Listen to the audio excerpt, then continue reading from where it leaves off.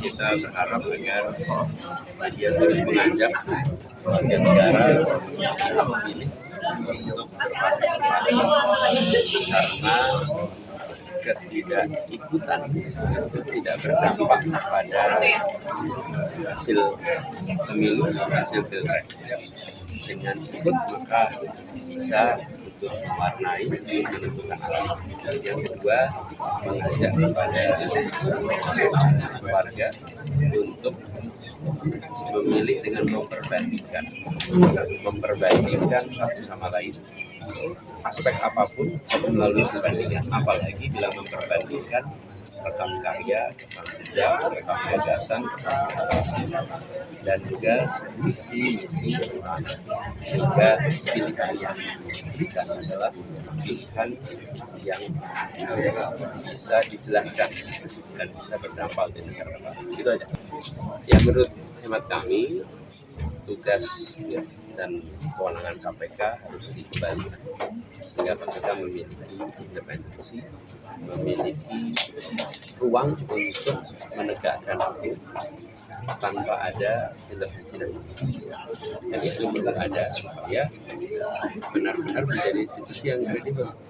Kita negara hukum, bukan negara kekuasaan. Alhamdulillah setiap kali ada undangan adu gagasan saya selalu datang. Adu gimmick nggak datang, Pak?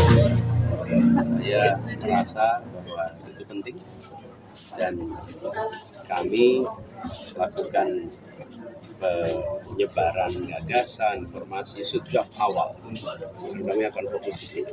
Sesekali ada seleket-seleket, tapi bukan sesuatu yang dikerjain rutin. Yang rutin adalah gagasan. Jadi petani kita itu tersebar di seluruh wilayah Indonesia. Mereka sudah bercocok tanam puluhan tahun, bahkan mungkin ratusan tahun, bergenerasi. Nah, ketika negara memiliki anggaran untuk kita meningkatkan produksi pertanian, maka kita punya opsi. Opsinya satu ada dengan membangun tempat baru yang disebut sebagai food estate, mengundang korporasi untuk melakukan produksi, atau dengan datang ke petani-petani dan melakukan intensifikasi dengan jaminan pasokan pupuk yang baik, dengan jaminan penyuluhan yang baik, dengan jaminan irigasi yang baik. Dananya dimanfaatkan untuk meningkatkan produktivitas petani. Bukan petaninya ditinggalkan, dibiarkan seperti sekarang, lalu kita tingkatkan produksi pertanian dengan bikin tempat yang baru. Nah, kita punya kebiasaan kalau ada masalah bukan diselesaikan, tapi ditinggalkan, lalu bikin solusi baru. Itu kebiasaan kita. Jadi kita jangan melakukan itu.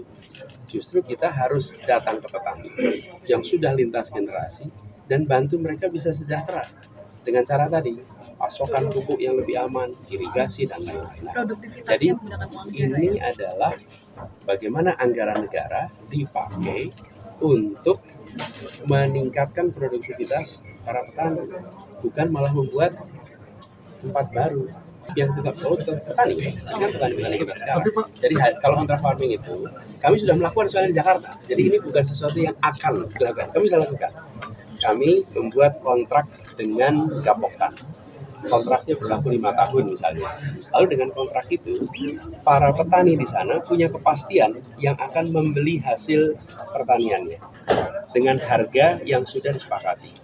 Dari sisi Jakarta, kami sebagai pembeli, kami punya kepastian akan mendapatkan pasokan juga dengan suplai yang terpastikan. Nah, apa yang terjadi? Para petani yang tergabung dalam Gapoktan itu, dengan adanya kontrak ini, mereka bisa melakukan kredit untuk mekanisasi pertanian. Mereka bisa melakukan pembangunan fasilitas irigasi. Kenapa? Karena mereka punya kepastian ada pembeli selama 5 tahun. Jadi kontrak farming itu bukan sesuatu yang kami mau kerjakan, itu sudah dikerjakan Jakarta dengan berbagai wilayah di seluruh Indonesia. Dan apa yang terjadi? Petaninya itu bertani dengan tenang.